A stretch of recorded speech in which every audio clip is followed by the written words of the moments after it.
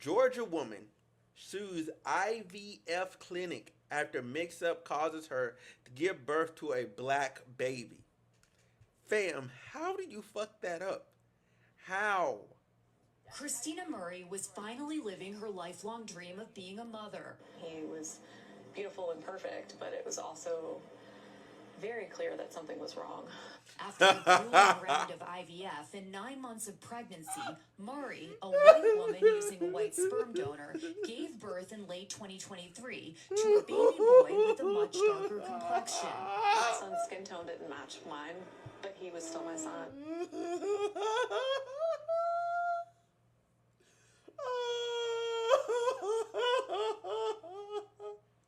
I know she's fucking devastated. That's crazy. That's crazy. She went through all of that, bro, just to give birth to a black baby. Like, she picked it up. She's like, this is what I want my baby to look like. And then dude, bro, you can't make this stuff up, man. Did all of that.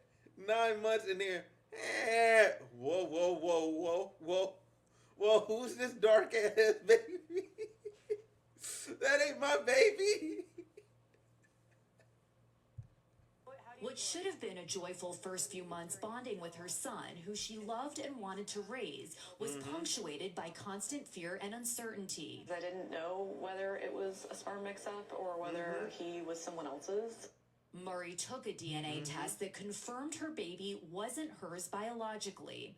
The clinic she'd used, Coastal Fertility Specialists... Wait, wasn't her biologically at all? ...that they mistakenly implanted another couple's embryo in Murray. No! Bro, it wasn't even her baby at all. Bro, no, listen, no. She was just having a baby with some random white dudes that she didn't even know. It wasn't even her husband or none of that. Bro, this is crazy. They mixed up the embryo. They put the wrong baby in her. That means somebody out there gave birth to a white baby that's hers.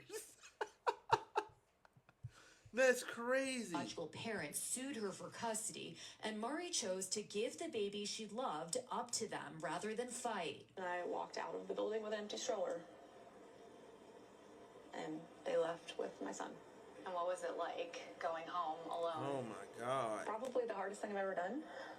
Murray now suing the clinic, which said in a statement to NBC News that it deeply regrets the error, calling it an isolated event with no further patients affected. The clinic also saying it's since conducted... No. This tape, bullshit. Where's her white baby? Where's her white baby? Somebody's affected because somebody has her white baby. Somebody has her baby. If she gave birth to the black baby, somebody has her white baby. Just straight up. I thought you broke up with Tyrone. Tyrone blowing that back out, but no, bro. Like somebody else walked out with her baby, man. She's affected. The clinic also saying it's since conducted an in-depth review and put additional safeguards in place. Her story is rare but not unprecedented in the world of fertility treatment, which experts say is largely unregulated. There's no reliable data or disclosures about how often IVF goes unjustifiably wrong. The U.S. regulates assisted reproduction far more lightly than other developed countries. Even after the trauma of the last year and the legal process ahead, Christina, who's 38 and single, isn't giving up on her hopes of one day becoming a mother. I have started the process over again with another clinic, and I'm hopeful that in the next year or two I can try again. This is heartbreaking. So what does the road look like for her? Wow.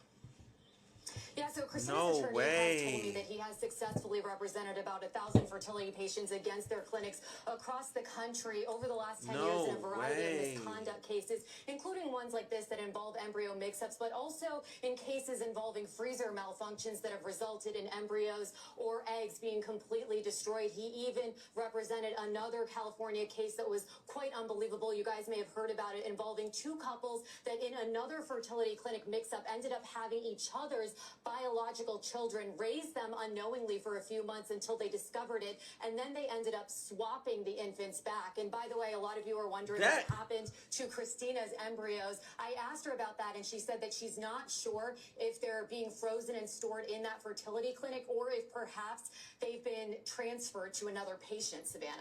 Wow. Well, that is just...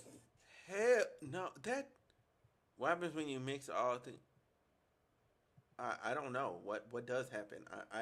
You can't mix sperm, bro. Sperm don't mix, fam. It's only sperm and egg. That's it. Just sperm and egg. You can't mix a bunch of people's sperm together. That you can't make some super hybrid human off of combining sperms. Okay, this is not. You can't do the fusion dance on sperm. Like, what are you talking about? But seriously, with her, like, see, I'm glad they asked it because that's my main question. Where's the other baby? Oh, I was just curious. Oh, no, man. But yeah, you're all good. You're all good. I'm just making jokes. I'm just cracking jokes. Like, where's the other baby? Where is her egg? Where's her fertilized egg at? If it was even fertilized, like, where's her genetic material? That's crazy, man. Terrible. Priya, thank you for your story. Appreciate it. That's just unbelievable. You can't even call that a mix-up. No. A mix-up's when you grab somebody's phone accidentally. This is just unbelievable. No, and then the fact that she may have embryos that are her embryos and she does not know where they are right now. To give back your baby. It just breaks your heart. Crazy story. Yeah, that's crazy.